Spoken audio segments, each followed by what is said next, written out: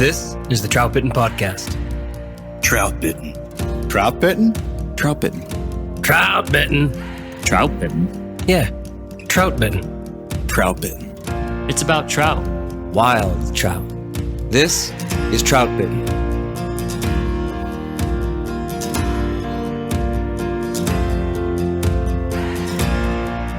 This is the Troutbitten podcast, and thanks for tuning in. I'm Dominic Swantowski, the owner of Troutbitten and the author of Troutbitten.com. All right, so here we are at number 8 in this set of 9 fundamental skills for tight line and Euro nymphing. We've come a long way, and it's taken a lot of understanding, a lot of practice and refinement to consistently get the flies to the trout with a one-seam dead drift traveling at the current speed of the strike zone. In truth, all of the previous steps are more difficult. The casting and control of the leader for dead drifting a fly naturally is the biggest challenge in the game.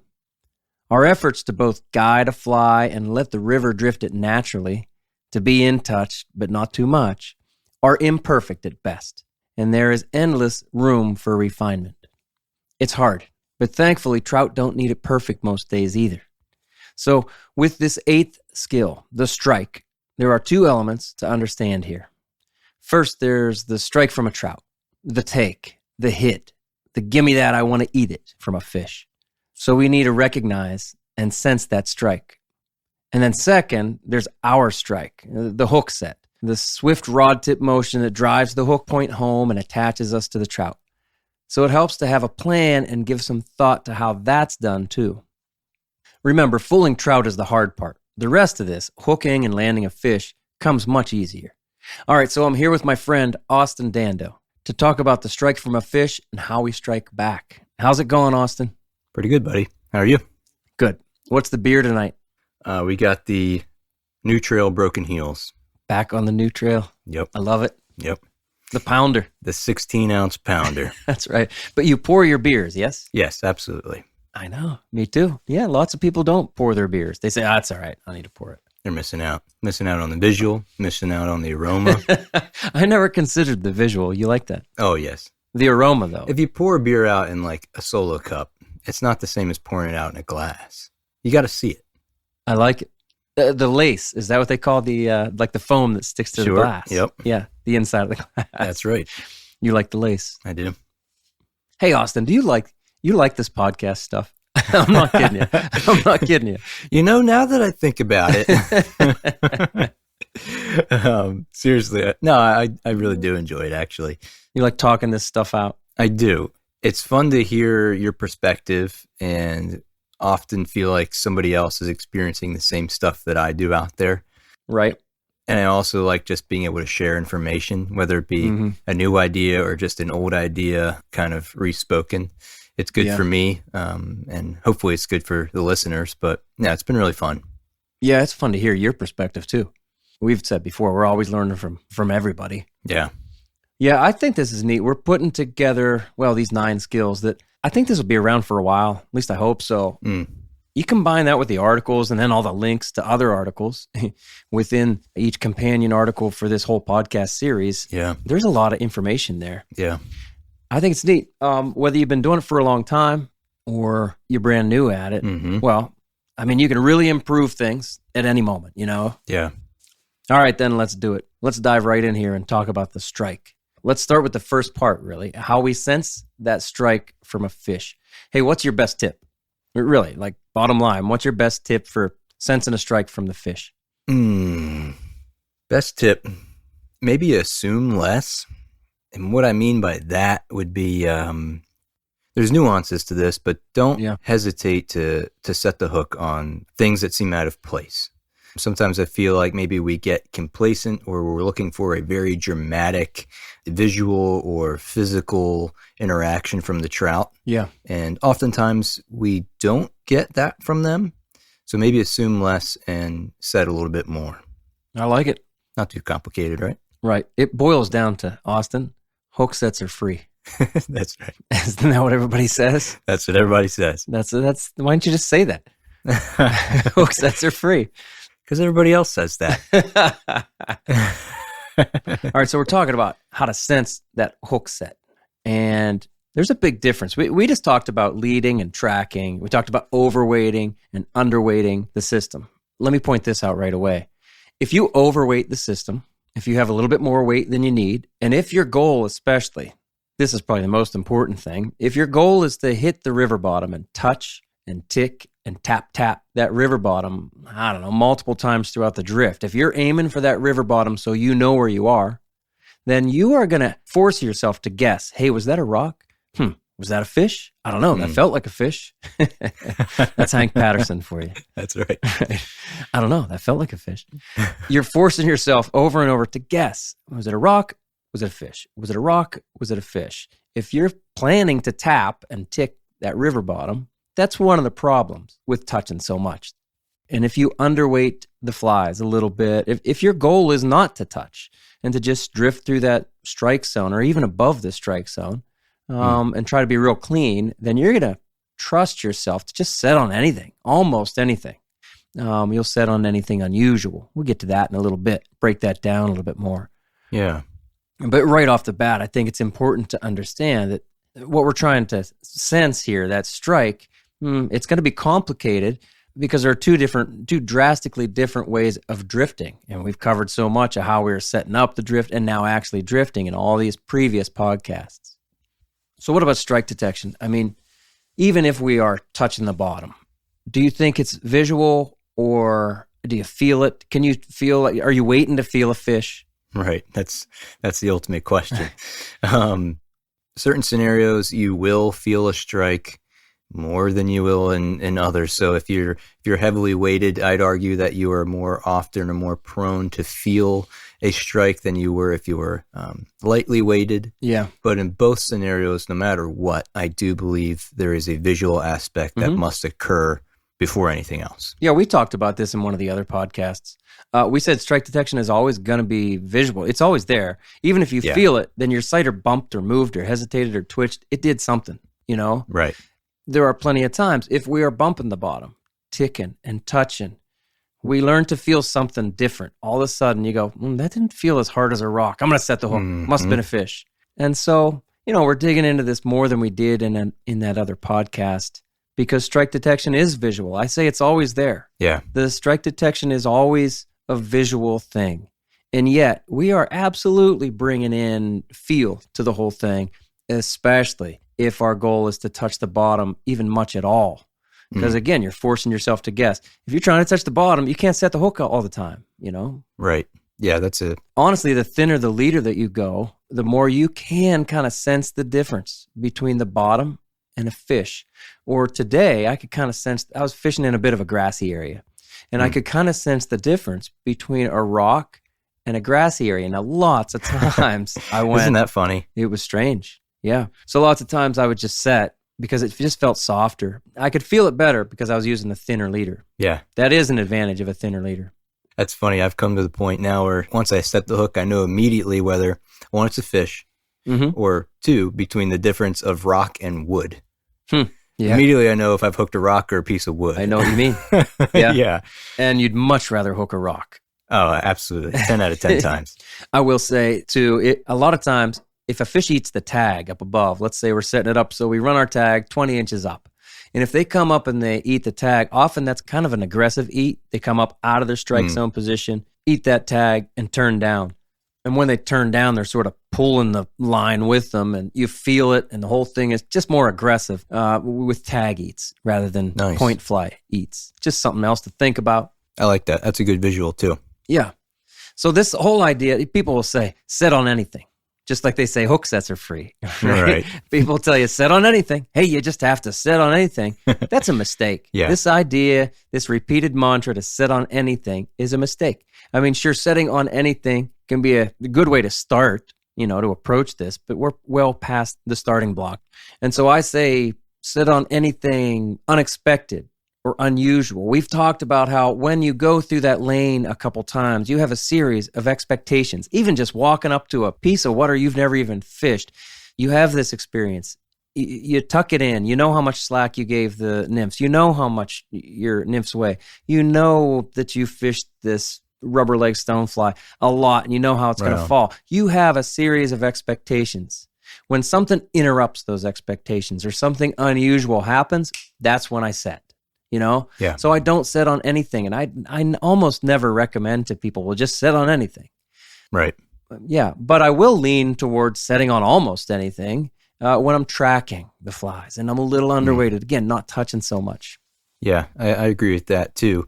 When we are overweighted, I think it's easier to develop a sense of what's going on down underneath the surface. That's another advantage, yes. And then when we take that weight away, it's a little bit more of a guessing game because we don't have an exact pinpointed location necessarily of the flies the whole time. So we're maybe a little bit more prone to guessing. For sure. Good point. Hey, is there a sixth sense to all this? People say, there's a sixth sense. Nymph fishermen get just this sense for what a strike is. What do you think? Right. No, I don't think there is at all.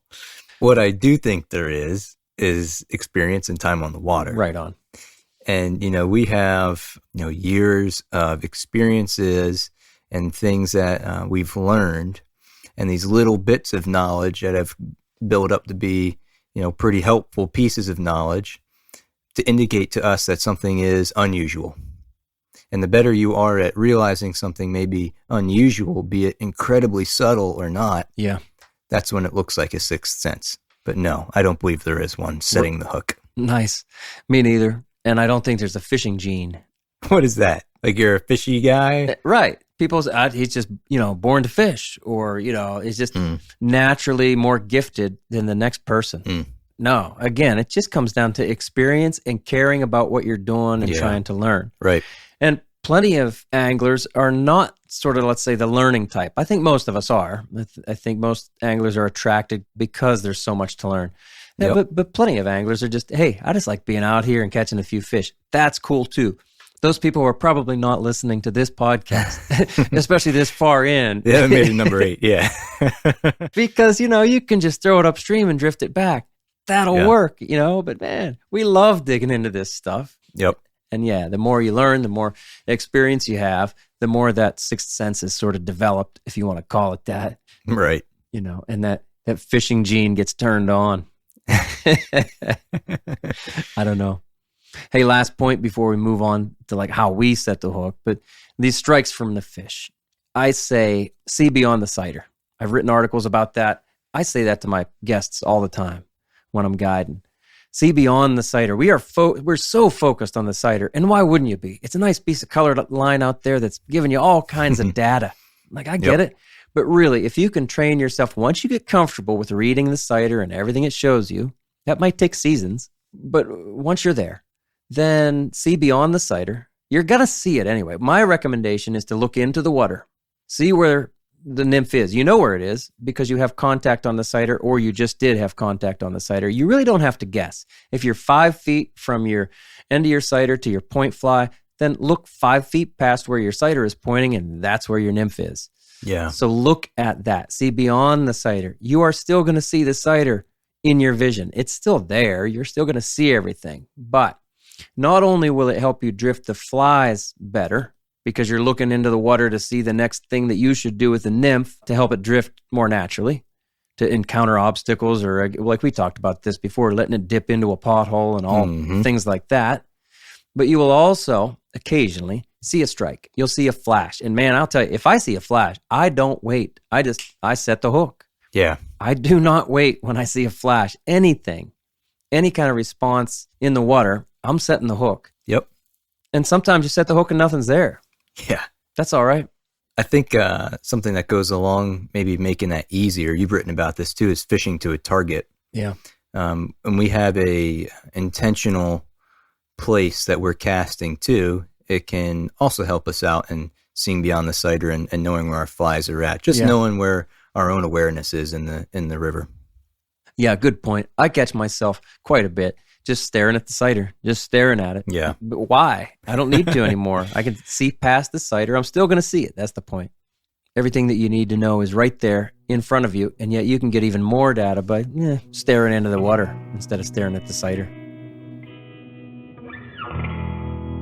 Tactical Fly Fisher was started in 2015 by Fly Fishing Team USA angler Devin Olson, with a mission to bring American anglers the techniques and gear that dominate the international competitive fly fishing scene. While you may have no desire to compete, you can still benefit from the same strategies which competitive anglers use to make them more successful on the water. Whether you want to buy your nymphing rod, a stillwater fly line, or just some hooks and beads to fill your fly box, we've got you covered.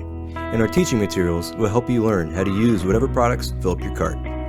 Head on over to thetacticalflyfisher.com and use the code TFF10 to get 10% off flies, fly tying supplies, or terminal tackle. Your fly and the presentation given is only as good as your tippet. There's no denying that the right flies are a key part of the nymphing equation, and so is the right tippet. Fulling Mill Masterclass Fluorocarbon has the lowest refractive index on the market. It's also dense, durable, and super strong. Pair that with the Fulling Mill tippet rings and their new Masterclass monofilament cider, and you'll be in top shape. Fulling Mill tippet is available from 7X to 04X. Stock up at fullingmill.com or ask for it at your local dealer. So let's get to setting the hook and like how we strike back. Cool. Again, this is the fun part. This is the fun episode. Yeah. You know? Yeah. I mean, this is what we've been waiting for, is getting a hit. I mean, this is why we're out here fishing. So the fish strikes, the fish eats, and we sense that. We determine that fish just ate. Yep. I have to do something. What do we do next? So basic rule of thumb here is always set downstream. Downstream, yes. Yeah. If we picture a trout looking upstream, its mouth is intercepting bugs coming down to it. Right. Our flies are doing the same thing. We want to drive the hook directly into its jaw and not away from it back upstream. Good point. Right. I was like, if you set downstream, you're pulling the nymph and the hook back into the trout. Right. If you set upstream, well, you're pulling the fly out of the trout's mouth. Don't want to do that. Now, we talked so much in the Angle and Approach podcast, episode 1, about fishing upstream and, up 2 rod lengths and only over 1 rod length, that being sort of your perfect angle and position. And then we said, usually we pick up the nymph before it even gets past our position. So with that kind of pure, let's say, angle and approach, you're always going to set downstream anyway. That's true. But there are plenty of times, and I was doing it today because the water was dirty. I was letting my flies kind of lift and swing out, or I was doing a bit of an induced take and down past me. But I was ready. If and when those fish were going to eat, I was going to swing the rod downstream. We acknowledge that you can't always set completely downstream, Right. But you set as much downstream as you can. Even at night, when I'm swinging flies downstream, which is one of the only times that I do that, but I'm actually often working downstream and then fishing downstream. Anyway, when a fish eats, I swing that rod. Boy, I don't set up. I don't set upstream. Right. I swing that rod, bankside, and downstream, just as much downstream as I can get. Now, realistically, what's happening is that fly has gone sideways into the trout. Like we acknowledge that, but it's as downstream as you can possibly get. That's where your hook sets need to be. Yep. Good point about that. I'm all with that. Another thing to think about here is setting the direction of the back cast. Mm-hmm. Most hook sets become a back cast. Yeah. If we're getting to the end of our drift, we're going to throw a little hook set in the end there just to make sure that's going to turn into our back cast, and we're going to deliver the next shot. Hey, that's a really good point. You said at the end of every drift, you're hook setting anyway. Yes. Yeah. Yeah. Now, I've had people say, well, then you're just trying to snag fish. No, we're not. No. People coming out of Michigan often say like, oh, no, you don't do that. You're just snagging fish. No, that's not what we're doing. That's not it.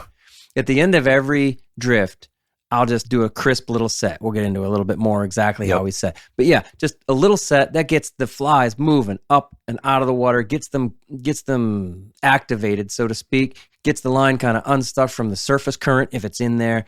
Yep. Everything gets moving and motivated and ready to go. Yeah.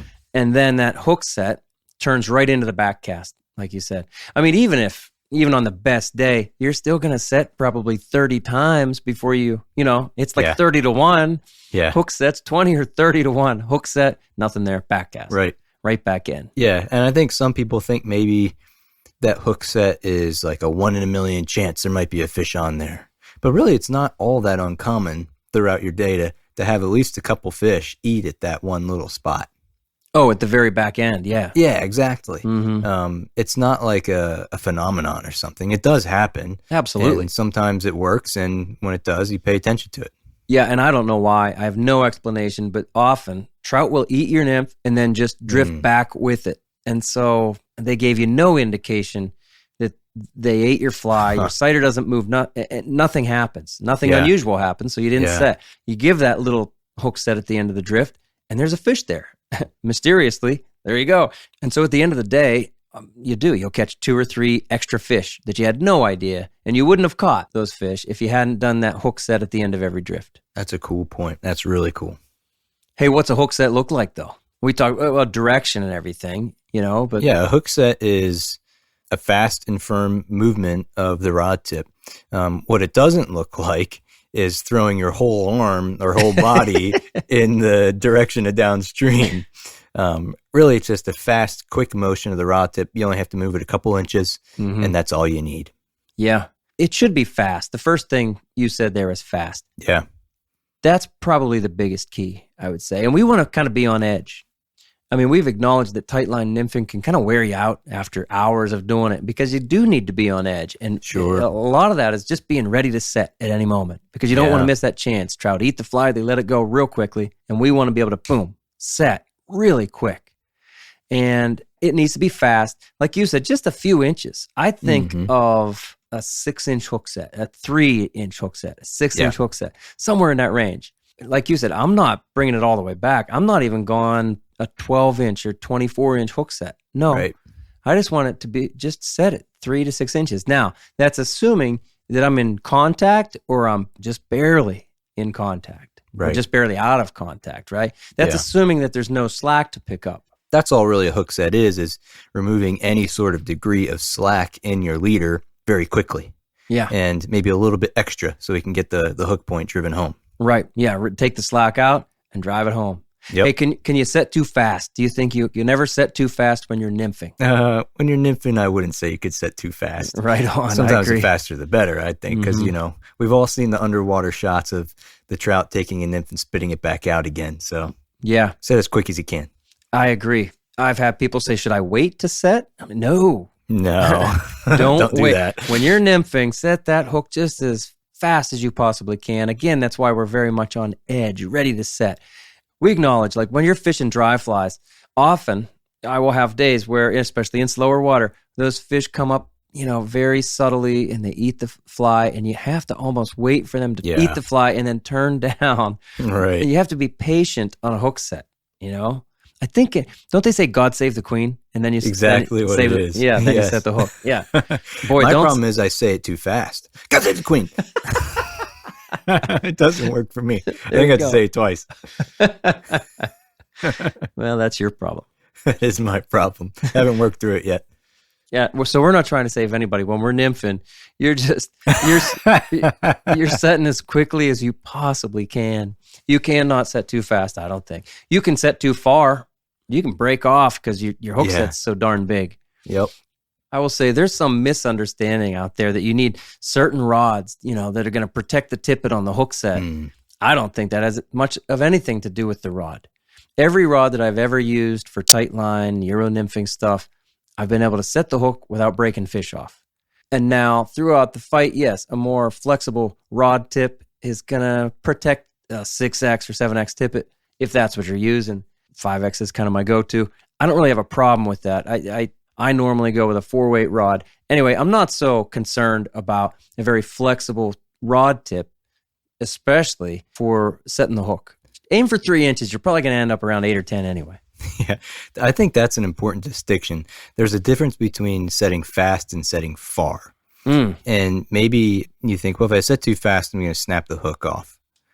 No, not really. If you set too far, you're more prone to snap your line off. So every podcast, you come up with one of these little nuggets of wisdom. There it is. I think that's it right there. Nice. There's a difference between setting fast and far. Yep. Fast is what we're aiming for. That's what we want. So Dom, I know you've written about this and we've talked about this a little bit too, but you have something you refer to as a check set. And I was wondering maybe if you could talk about that a little bit here. Yeah. By check set, I mean I'm going to set the hook to see if there's a fish there, to check. Hey, is there a fish there? Not like that. Yeah, not check as in CZECK, not check nymphing. So this check set does not pull the fly out of the water. And I'll often do a check set and then let the fly reestablish the drift. I used to only do it with heavier flies and with heavier setups because I felt like I could check set and then the heavier weight would just, sort of anchor itself back into the drift. It doesn't mean that I'm right on the bottom necessarily, but heavier flies will kind of reestablish themselves. And I felt like lighter flies, I could check set, but then I couldn't really get them back into their drift like they needed to be. I will say the more experienced I've gotten, I think the better my check set has got. Really, what I mean is the more efficient my check set has gotten, the shorter it's gotten. I think I really can do like a 3 to 6 inch, boom, hook set. And that's my check set a lot of times. I probably did it 100 times today. When Josh was filming, he said, you do that check set like all the time. And he kind of pointed it out to me, and I even watched it on the video, and I went, yeah, that's kind of true. And it's become a habit. And I think it's a good habit. Yeah. And I do it right at the end of almost every drift. We talked about setting the hook no matter what. I'll set it. I kind of do a check set. I kind of do a pause, and then I'll do the back and let it drop again. You mean? Yeah. And so, you could get into the idea of an induced take. There's a lot of ways to, convince a trout that doesn't want to eat a dead drift. Yeah. I've had plenty of days where that little check set, okay, there's no fish there. And then it seems to turn the fish on because right after that, they eat it. I'm glad you brought that up because that was a question I was going to ask you, whether or not you ever find that little check set, whatever motion it imparts.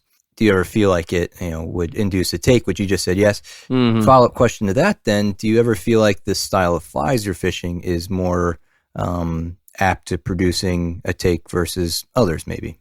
Yeah, for sure. Stone flies, small buggers, let's say bigger flies, flies with hackle or even CDC collars or something like that. Stuff that moves. Yeah, stuff that moves. Little mini streamers. When I do a crossover technique, I check set a lot. Almost every drift, I find a reason to do what I call a check set when I'm using this crossover idea where it's very small streamers, but I'm nymphing them, and then I'll activate them a little bit. And one of the ways I activate them is with a little check set. That's cool.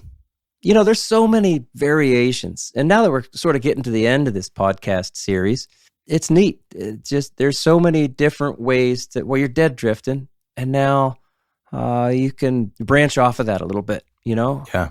You can get perfect dead drifts over and over, and they still won't take it. So what else are you going to do? You can throw dries, you can throw streamers. Great, try that. But lots of times they won't eat that either. On the most difficult days, when they won't eat dries and streamers and nymphs how you're supposed to present them, I find that doing these little variations sometimes turns the trick. The last thing I'll say about this check set, and any kind of unusual motion you're going to do to your nymph, don't overdo it. When I do that check set, and I said I think I've gotten better at it, it's 3 inches. I'm trying to only move that nymph 3 inches. I probably do move it more than 3. I don't know. It's you can feel it. You can sort of just feel it on your rod tip. Boy, you don't want to go very far. It's the slightest motion with your hand. It's almost like you're just twitching your hand. All right. Anything else, Austin? Yeah. I want to tie this back into the recovering slack episode we did. One of the best ways we can get good hook sets is by managing slack and retrieving line. If we are drifting and we have a fixed line presentation maybe, and we've got our arms stretched out and we're trying to do our best to stay ahead of the slack, and we're coming towards the end of our drift and a fish eats, we're going to have to move our arms so far in order to remove the slack and get a solid hook set. Oh, yeah. When in turn, if we're practicing good line management, recovering slack as the river feeds it back to us, we can do a quick, efficient, fast hook set immediately. And that's something that I just wanted to point out is all these steps work hand in hand, and especially when recovering slack, it makes setting the hook so much easier. It does. That's cool. It's efficient. So much of this does come down to efficiency. And really, the steps do go in order. It's not just 9 skills and, you can kind of, you learn this one or learn that one. Hopefully, people have listened to 1 and 2 and 3 and so on before they got to 8. Right. If you haven't, that's all right. Go back and listen, and all of this will make more sense. If you don't have that slack management like you're talking about, Austin, you're going to be in trouble. You can't do a 3-inch hook set if you have slack built up. Absolutely. But if you've been doing all of this stuff we're talking about and you have a really good understanding of what's going on and the skills are refined, you can even just be tracking and slightly out of touch with your flies, and you have a reason to set the hook, and you can set that hook 3 inches, 6 inches, and you're there. Yeah, and that's what makes it all work. Yeah, and it's fun. It always comes back to that. Yes, it does. It's fun knowing you have that much control, and you can do anything that you want to do with the line, with the flies then. Mm-hmm. All right, so there you go. That's number 8 of the Essential Tight Line and Euro Nymphing Skills series. The strike is the best part of fishing. It's what we're out there waiting for, or rather what we're trying to make happen all day long. And the trout eats because we get so many things right. We fool a fish and we fulfill the wish of every angler. That's what we're trying to do. When the fish strikes, we strike back, short, swift, and effective. The hook finds flesh. And then we try to keep the trout buttoned up and get it to the net. Remember that each of these podcast episodes is supported by a companion article on the Troutbitten website. The final skill in this series of 9 is called putting it together. Is that really a skill in itself? I ask myself that question. But I think it is. I think it matters, because learning how to blend all of this, to read the sighter, wade upstream, and adjust on the fly is a different process for the tight line angler than for any other style of fly fishing. So look for that one, Putting It Together, in your Troutbitten podcast feed. We have just one more to go. There are 9 episodes in this Essential Skills series. So subscribe to the Troutbitten podcast and follow along. Will you read us out, Austin? Yep. Remember, Troutbitten.com is a free resource for all anglers. With over 800 articles, there are stories, commentaries, tactics, tips, and more. Find what you like through the top menu and through the search page. Navigate by way of the categories and the tags, too. Thank you for listening to the Troutbitten podcast. Please give the show a 5-star rating on Apple Podcasts and leave a comment. It really helps us out. Until next time, friends, fish hard, enjoy the day, and find your life on the water.